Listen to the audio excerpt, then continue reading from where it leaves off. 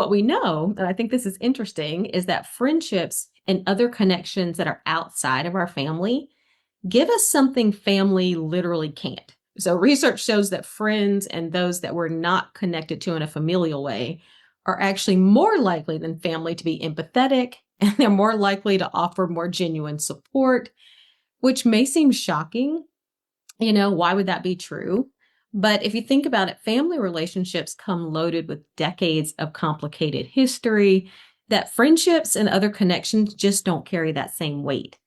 And we know that adult friendships are linked to higher self-esteem, which is linked to better outcomes across the board. Hello, everyone, and welcome to the podcast.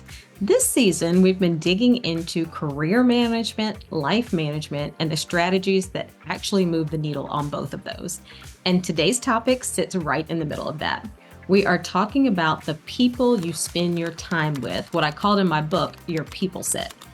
Perhaps you have an amazing circle of people that you just want to keep close and you want to nurture, or perhaps your circle has gone stagnant, or maybe you're great at keeping old friends but not so great at starting new ones. Really, wherever you are, that's what we're talking about today.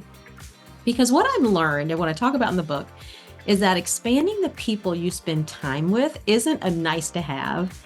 It's not a someday project, which I have a list of someday projects, but it's not a someday project.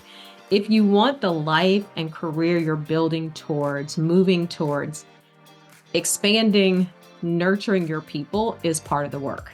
So here's how we're going to spend our time today. First, I'm going to walk you through why this matters so much and what to actually look for as you continue to build and nurture your circle. That part is going to come from my book, You Deserve to Love Your Job. In the book, there's a chapter on how to make change happen from a career standpoint and a life standpoint. And one of the 3 strategies I talk about is expanding your people set. The other 2 are about skill set and mindset, which we might get to this season, but today we're talking people. Then I'm going to give you 3 quick research-backed ways that you can use to actually go build new relationships. Because, let's be honest, that can be the hard part. It's hard for me too, and I'm going to tell you why in a minute. But that's where we're focused today, and I'm glad you're here, so let's get into it. Now available, You Deserve to Love Your Job. How to find your purpose and enjoy your life. You may not have learned this growing up, but you deserve to love your job. You will spend more time at work than in any other activity in your life, and you deserve to love it. Research tells us that people who love their work are twice as likely to enjoy their life. This book will help you create a blueprint to help you fulfill your purpose, love your job, and live the life you were designed to live. Now available at Amazon. So let's just start with why this matters right now, maybe more than any other point in recent history. First is that the share of adults who report being lonely has roughly doubled in less than 40 years. So around 20% would have reported being lonely in the 80s, around 40% by 2019, and a recent poll by the American Psychological Association found that over 50% of those surveyed reported feeling more isolated, left out, or lacking companionship some of the time or often. And that is significant, right? We're more digitally connected than any generation before us, but we're also lonelier than ever. And here's why I think that happened. We've overinvested in self-reliance. And when I say we, I'm including me in this as well. We've moved to the suburbs for more space and great schools. We've moved cities, sometimes states and countries for our careers. And at times in my life, and you may reflect on this as well, we really made individual success the entire scoreboard. And then when we finally get a little downtime, what do we do with it? We're Netflixing, we're spending it alone, we're on our phones, we're watching TikTok. Sidebar, I love TikTok, but you could overdo anything, you know what I'm saying. And the research just keeps confirming over and over that we find real purpose in connection with the right people, not in isolation, but in connection. So the real question isn't whether this matters. It absolutely does. The question is, how do you actually build deep connections in a world and even a culture that are basically engineering us for isolation. So I won't pretend this is easy, but it is learnable. And that's what we're going to talk about today. So let me tell you a quick story because I think this makes this real. When my husband and I moved to Texas, we joined a church that we're still with. Some friends of ours were starting. And one of the things our pastor talked about was that it takes time to build real community. And, probably surprising or upsetting to some of us, he said, your time. So he used to say, you can't be the person who kind of bolts out of church the second the service ends, waving, but talking to no one, and expect to have a community waiting for you. Similarly, from a work standpoint, which I've done this at periods of time in my life, you can't decline every invitation, every dinner, every non-essential gathering, and expect to be living in community either. And at the time when he first said that, that was hard for me to hear because the thing I thought I had the least of, and probably was true, was time. And the research backs this up. A lot of working adults, we quietly deprioritize friendship, connections that aren't required because they feel less urgent than everything that's stacked on our to-do list. Work, children, errands, parents, friendships just keep getting bumped. But what we know, and I think this is interesting, is that friendships and other connections that are outside of our family give us something family literally can't. So research shows that friends and those that we're not connected to in a familial way are actually more likely than family to be empathetic, and they're more likely to offer more genuine support, which may seem shocking. Why would that be true? But if you think about it, family relationships come loaded with decades of complicated history that friendships and other connections just don't carry that same weight. And we know that adult friendships are linked to higher self-esteem, which is linked to better outcomes across the board. So if you're like I was, and you've quietly stopped investing in friendships because your calendar is just too full, I want to give you permission and even encouragement today to make a different choice. My husband's grandmother, Pearl C. Green, used to say something I've never forgotten. Show me who your friends are, and I'll show you who you are. So look at the people you spend the most time with right now, and who does that make you? Is that the person you actually want to be? If so, then the work is really about nurturing those relationships, investing in those relationships. This isn't about grading your friendships like a report card, but it is about being honest with yourself about the direction your circle is pulling you. You can think about the quality of friendships and the connections in a few categories. And this is what I talk about in the book, and I'm going to talk about today: what, how, and why. So we're going to talk briefly about each of those. Then we're going to talk strategies to actually go build these relationships. So let's start with what. Do you have friends who are doing what you want to do? When I started my own business, I made it a point to sit down with other business owners, people who were already doing what I wanted to do. Most of them, vast majority, were unbelievably generous with their time, their contacts, the lessons they learned along the way, advice for me, just knowing who I was. And I can think about one specifically. I reached out to someone I had worked for before, Trey Boone, CHRO. He owns eSources in Columbia, South Carolina. So if you're looking for an HR consulting partner, there you go. But we were talking, and I think he could hear the hesitation in my voice and just the concern about what if this didn't work. And he said something to the effect of, you know what, Arlene, if you burn it down and it just is terrible and doesn't work, then go get a job. And when he said that, something about it just freed me. I think I'd forgotten that the door could swing both ways. I could start this business, but if I didn't feel like it was working or it wasn't what I was called to, I could go back the other way. But something in that really freed me to say, you know what, let's try it. Let's give it a try. And almost everyone I talked to is so generous. Not everyone, but the good so far outweighed the bad that it honestly didn't matter.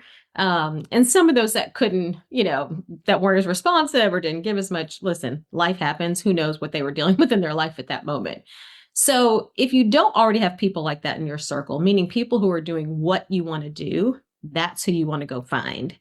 And you can do that by going to industry meetups. You can join social media groups for people doing your kind of work, and then do some of the meetups or some of the things that connect with those people individually. You can take a class or webinar from someone who's already excellent in that space. Learning from people who are ahead of you isn't optional if you actually want to grow. So if you're not spending time around people further along than you, then that is the very first place to start. There's a quote from King Solomon that I love.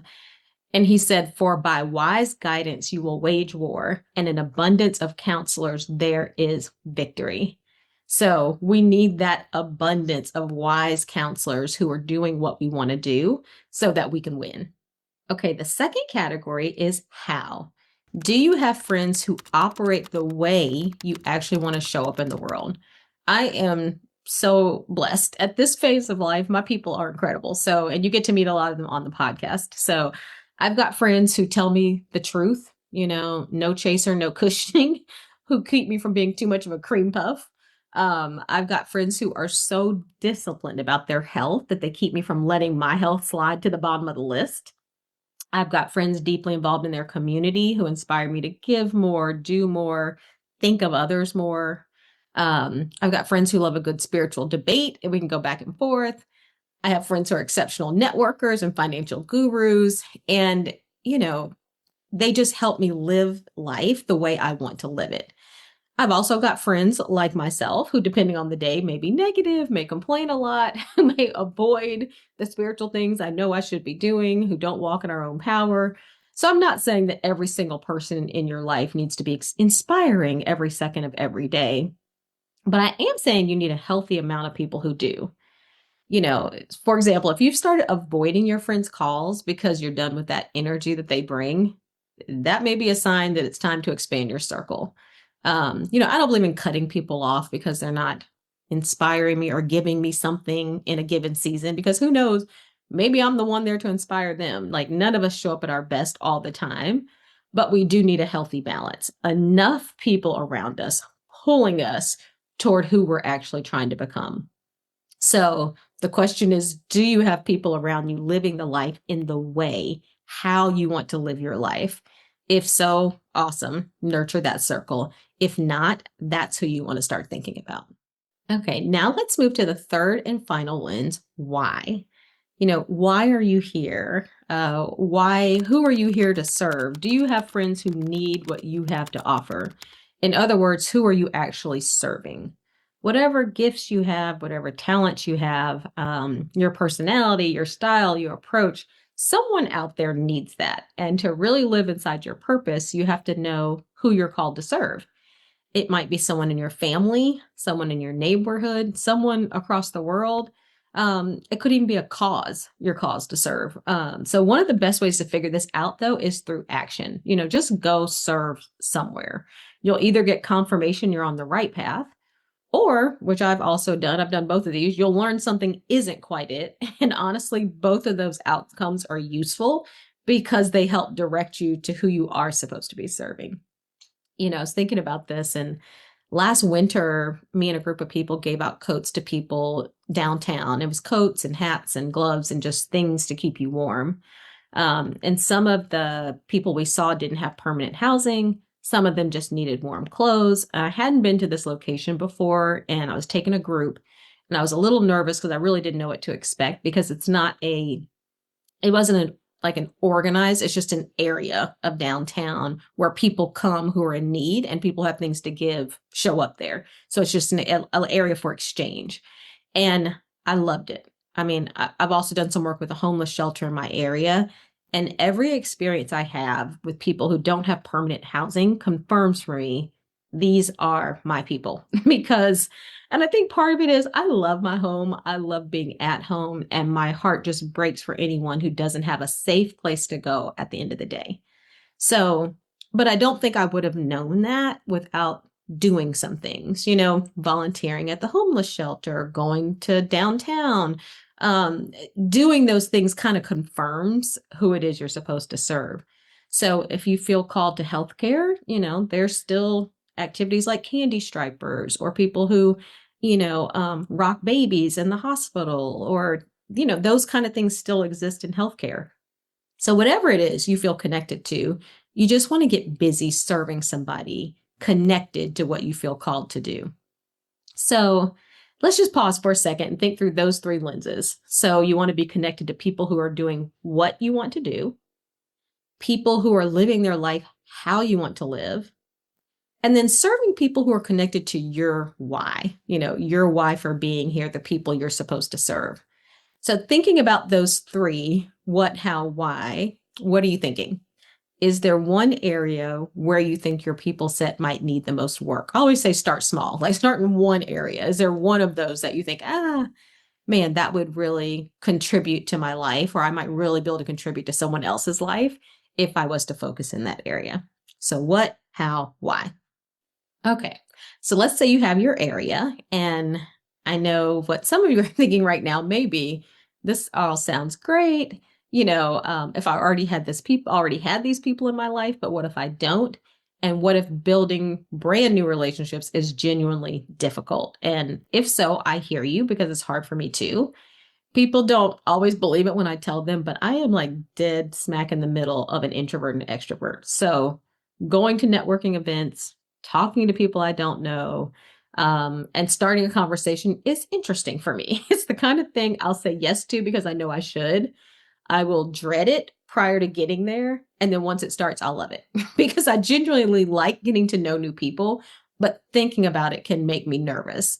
And the research on meeting new people is honestly encouraging. So I want to leave you with 3 quick things you can do that are research backed and you can start this week. So think about which one of these you want to start this week. Move 1 is to know that you are more liked than you think you are. So there's a well-documented finding in social psych called the liking gap. And what it's saying is that after conversation, most of us underestimate how much the other person enjoyed talking with us. And we get it wrong almost every time in the exact same direction, meaning we think, they didn't really enjoy this. That was a bad interaction. We're double thinking what we said or could have said. And the other person is walking away thinking, oh, wow, that was a great conversation. So there's some research that backs this up around just commuters on trains and, do people really do they feel better after a solitude ride, like a ride just by themselves, or when someone else strikes up a conversation? And almost every time after the train ride, people were like, oh my God, they felt better. They felt more energized after having kind of a conversation with someone next to them. So if you want to try this one, your action step is to pick one low stakes interaction this week. The barista at your coffee shop, the person next to you at a conference. Your mind is going to tell you this is going to go badly. Like, I shouldn't say anything. I don't know what to say, but your mind is wrong. And as my friend Dee Maddox said on a previous podcast, her opening line is, "Hi, I'm Dee." That's it. That's her opening line. And that's all you need. And she is an exceptional networker. And notice I'm not saying become someone you're not. I'm just asking you to trust the data instead of that default assumption, which is in our head, which is likely wrong. So introduce yourself to someone new this week and see where it goes. Okay, move 2. Your other option for the week is to escalate what you share gradually. So there's a famous study you may have heard of. Sometimes it's called the 36 questions that lead to love, where researchers had complete strangers build real closeness by taking turns sharing things about themselves that were just a little bit more personal each round. And the real insight of this is that it was never about the specific questions, but it's about the mutuality of gradually deepening honesty and vulnerability with other people.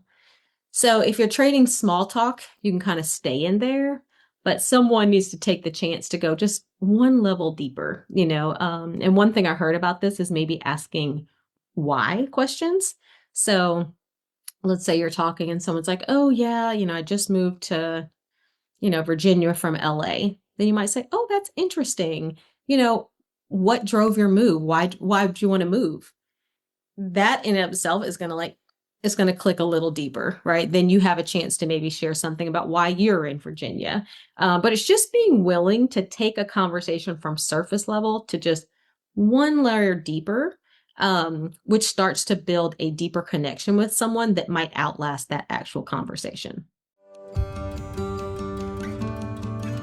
Welcome to Enelra. Have you ever thought about unlocking the full potential of yourself or the leaders in your organization? Imagine the impact of executive coaching. Ready to transform your leadership impact? Visit us at www.enelratalent.com. Enelra, coaching solutions that work. Move 3 is don't neglect your weak ties. And I talked about this on the Pie Model podcast, and it's one of my favorites because it reframes what networking really means. So a sociologist, Mark Granovetter, did the research that gave us the phrase, the strength of weak ties.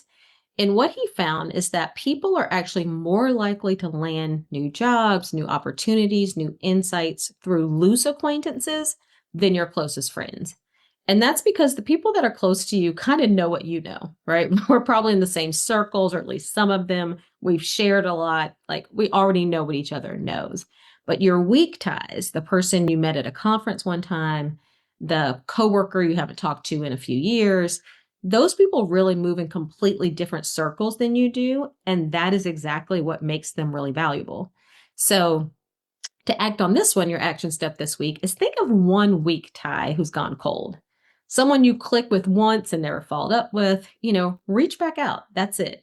Who knows, that one message might open a door to one of your closest friends, or, a great relationship that benefits you in some other way that the people who know you well never could. So let's bring it all together. Your people set shapes who you become. That's not a metaphor. It's just how life works. So go back to those 3 questions. Am I connected to people doing what I want to do? Am I connected to people who are living their lives how I want to live it?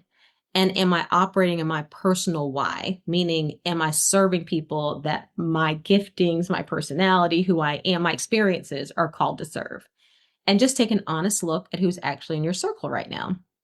And if you're realizing you need some new people and you don't know quite how to go get them, remember the 3 quick moves we talked about. So first, put yourself in spaces where those people are. And then once you're there, choose to talk to a stranger, expecting it to go better than your mind may predict. Go one layer deeper with someone, that you've stalled out with, or just in a conversation. Take it one level deeper in terms of personally revealing, vulnerable, just a more interesting question. And third option, reach back out to one weak tie that you've let go. So that's your action for this week. Just pick one of those 3 moves, actually do it, and then comment on this video, email me, let me know how it goes. So that's it for today's episode. Thank you so much for spending time with me. If you're here at the end of this conversation, we're basically BFFs at this point. So please subscribe to the podcast, share it with someone else who could benefit, or write us a review. We love those too. All of those things help us to continue to create and produce this content. And if you're looking for more support in building relationships, or relationships that get you where you want to go in your career or life, reach out. We have exceptional coaches in our business that can partner with you or the leaders in your organization to getting where you want to be. So thank you guys so much for joining, and be well. Thanks for listening to the Work Well, Live Well podcast. If you're ready to grow as a leader or as an organization, head to enelratalent.com. That's ENELRA talent.com to learn how we can support you. Like what you heard? Follow or review the show so you don't miss what's next.